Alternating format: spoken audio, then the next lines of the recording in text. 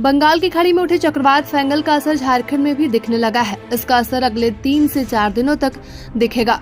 मौसम विभाग ने शनिवार को ये जानकारी दी है और मौसम केंद्र रांची के प्रमुख अभिषेक आनंद ने प्रभातखबर.com को बताया कि फेंगल चक्रवात, जिसे फेजनल भी कहा जा रहा है, शनिवार को देर शाम दक्षिण भारत के कराईकल और महाबलीपुरम को पार करेगा। इस दौरान हवा की रफ्तार 70 से 80 किलोमीटर तक रहने का अनुमान है।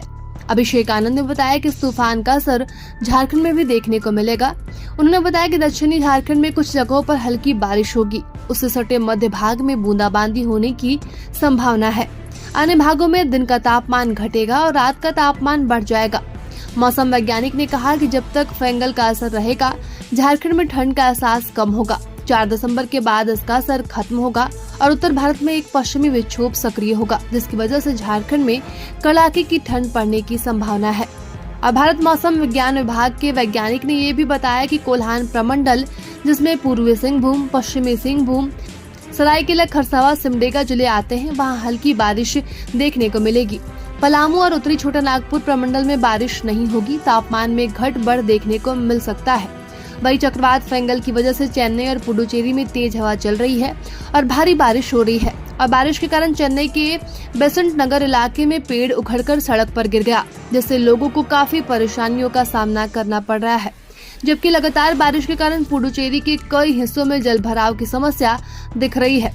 तमिलनाडु के कई क्षेत्रों में भारी बारिश हो रही है। चक्रवात फेंगल के प्रभाव के कारण कई तटीय क्षेत्रों में तेज हवाओं और बारिश के साथ मौसम में बदलाव देखा गया। चेन्नई में कल रात से आज सुबह तक लगातार बारिश या मध्यम बारिश हुई। वही आईएमडी ने बताया कि फेंगल की वजह से हो रही बारिश के कारण इंडिगो की उड़ानें प्रभावित हो गई हैं। चेन्नई एयरपोर्ट को शाम 7 बजे तक के लिए बंद कर दिया गया है और आईएमडी ने भारी बारिश का अलर्ट जारी किया है। आईएमडी के महानिदेशक डॉक्टर मृत्युंजय महापात्रा ने कहा कि चक्रवाती तूफान फेंगल दक्षिण पश्चिम बंगाल की खाड़ी के ऊपर केंद्रित है और इसके धीरे धीरे पश्चिम की ओर बढ़ने और आज रात के आसपास उत्तरी तमिलनाडु तट से टकराने की संभावना है। और जब ये तट के पास पहुंचेगा तो हवा की गति 70 से 80 किलोमीटर प्रति घंटे रहने की संभावना है। पिछले 24 घंटे में कुछ स्थानों पर भारी से बहुत भारी वर्षा दर्ज की गई, खासकर तमिलनाडु के उत्तरी तट और दक्षिण आंध्र प्रदेश के कुछ स्थानों पर। अगले 24 घंटे में दक्षिण आंध्र प्रदेश और उत्तरी तटीय तमिलनाडु जिलों में भारी से बहुत भारी वर्षा होने की संभावना है और चेन्नई, महाबलीपुरम जैसे निचले इलाकों और शहरों में जलभराव की संभावना है।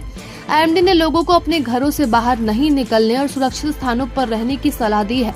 वहीं मौसम विभाग ने मछुआरों को समुद्र में नहीं जाने की भी सलाह दी है।